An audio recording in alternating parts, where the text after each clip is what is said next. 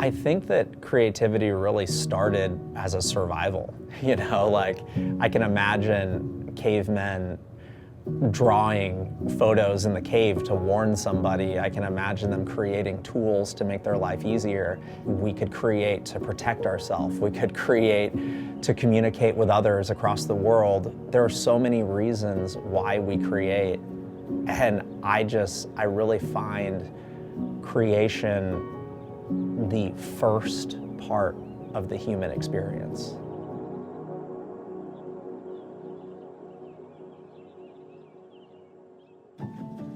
Amante is incredibly impressive as a person. He is one of the most caring humans I've ever met in my life.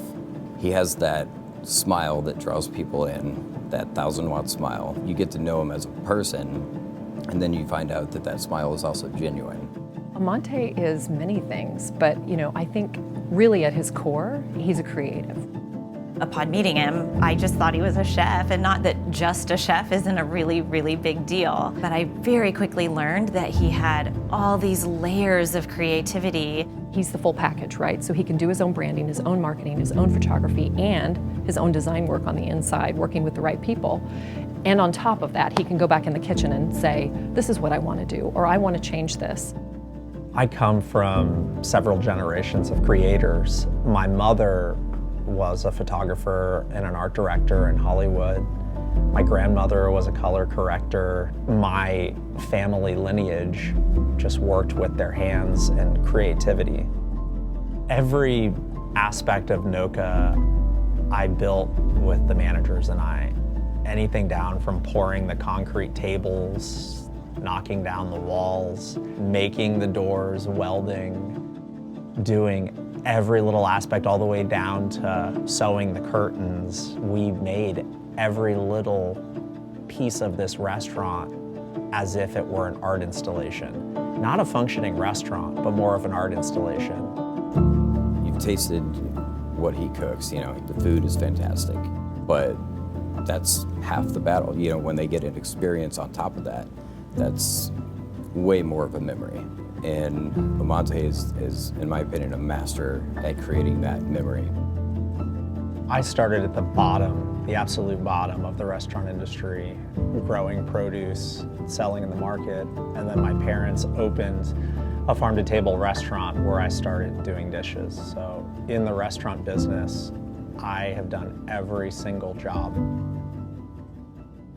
I promised myself I wouldn't get into this business. And what am I doing? Here I am. Did you work in the restaurant at all? I did. I did dishes. I helped my dad with prep. It was pretty funny. My dad would come and try to spin pizza in the dining room and toss it in the air and then drop it on the ground. And my mom would play music because they felt like they needed live music. So my mom would play guitar and sing in the dining room. And it was a really cool way to grow up. They tried to create an entire lifestyle around their family farm, the produce they were selling, all the things that they were doing, they tried to bring into one roof. Definitely the process is obsession. Every morning I wake up and I'm just like, what am I gonna do today? How can I push? Feed the machine. Yeah, feed it, give me content. Yeah. And I mentioned Leibowitz earlier. One of my favorite things that she said is, I don't get out of bed until I'm inspired completely. Right. Sure. And being inspired completely is what gets me out of bed most of the time. It's the new mantra. Yeah. Get out of bed until I'm inspired. Sadly, I'll be there for days. I'll bail you out, don't worry. I'll be like, I brought coffee. Let's get out of bed today. The importance of creating feeling in a space, it's everything. Lighting is the one element that affects and impacts every other design element, and it impacts the memories we're making, it impacts the way we feel. The passion for lighting started with photography for me, and learning what light does, how it moves, how it feels when you see it. And we're such a visual being nowadays that if you're not in the right light, in so many ways, you're not in the right place. The first night that we cooked under this lighting, everyone stood up a little straighter. Everybody got a little bit more passionate about what they were doing. And I thought that that was really beautiful. Being lit properly shows the respect of what we're doing. And my employees, they immediately felt it and understood that. I think lighting is everything to me.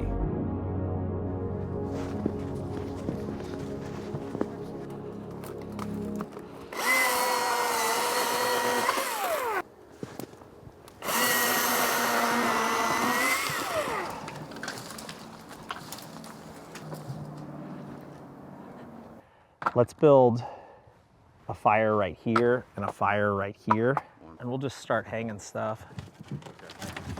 Place for the ratchet straps. The reason that Gwen and Amante and I became really excited about the idea for having Amante cook outdoor was because fire really does, it is, and it represents primal light. If you're looking for me, chances are I will be around a wood fire. The heat that you feel around a wood fire is like an old friend. Like it's a blanket, it's that hug. That primal fire inside is something that will always be burning within every single one of us. The lighting that we like is warm, just like the sun, just like a beautiful day. We want to eat around a candlelight. We want to sit next to a fire on a cold day, snuggle up in a blanket. That is something that I feel like is ingrained in us from generations to generations. Thank you. Seriously, because this is like, I don't think you understand. This is like a culmination of dreams out here. Like, I always say we didn't build this house for ourselves, we built it for other people. And so having something like this here, something that's like so special and something most people would never get to experience, it really means a lot. We were talking about it. This was really my idea to do something, where we could really have almost like a ceremony around the food, and I watched your whole house process. Oh, really? Yeah. Oh my online, gosh. and all the progress that was happening, and I just felt like with the timing and when you guys are kind of finishing the house, I was like, what a great way to celebrate. I can't wait for you to I know. eat Thank and you. celebrate. I'm Yeah. excited.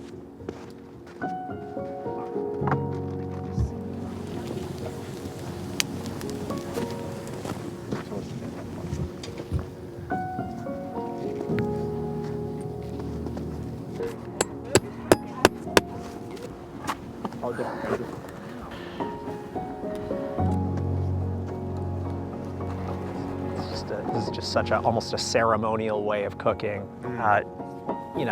Kansas City, we're no strangers to barbecue, but an open fire is just so much different than barbecue. I mean, you're introducing smoke, you're doing all of those things, but it's so primitive.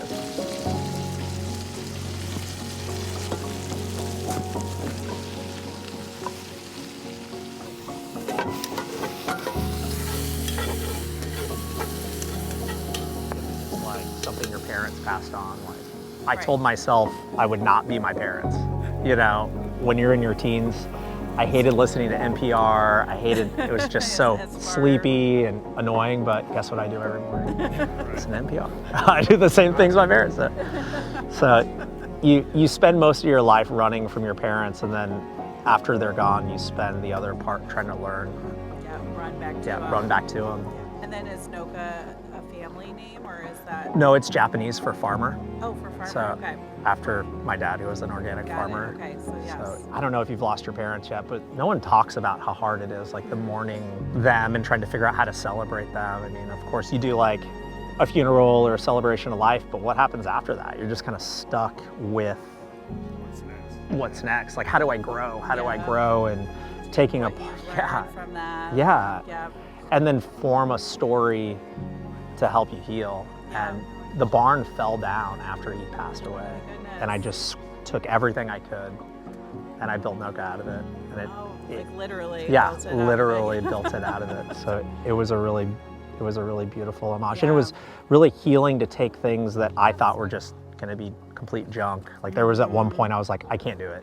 I was like, this is just junk and I'm just wasting my time. What was I thinking? And then through that, Came together. and you just like, you get quiet, you start listening. hoping that maybe there's a message in here, and there really was. There really was a message.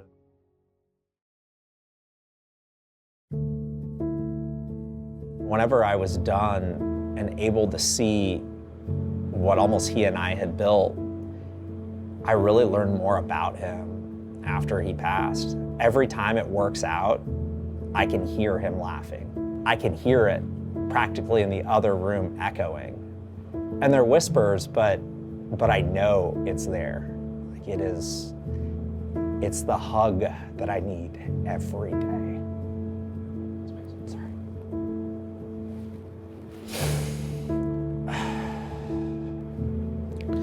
All right, I'm good. The coolest part about sitting here in this space that basically he and I created together is that every shift here is a celebration of life almost for me.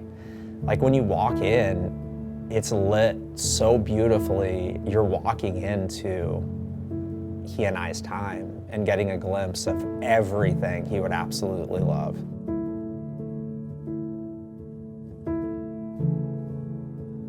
This comes from an internal fire from within that you pass down.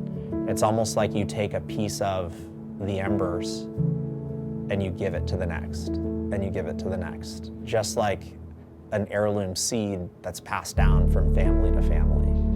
And when a fire reaches its maturity, it drops an ember and it helps create more fire. And after that fire is gone, you still have another fire burning. And I think that that is the most special part about where I came from. That fire continues to burn, and I will pass it on to my children.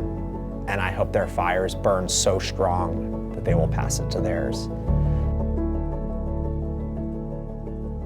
And thinking about my goal is to be a grandfather tending to a fire, watching my grandchildren learn how to light a fire, teach them how to cook, teach them how to tend to it, and teach them how to keep it burning.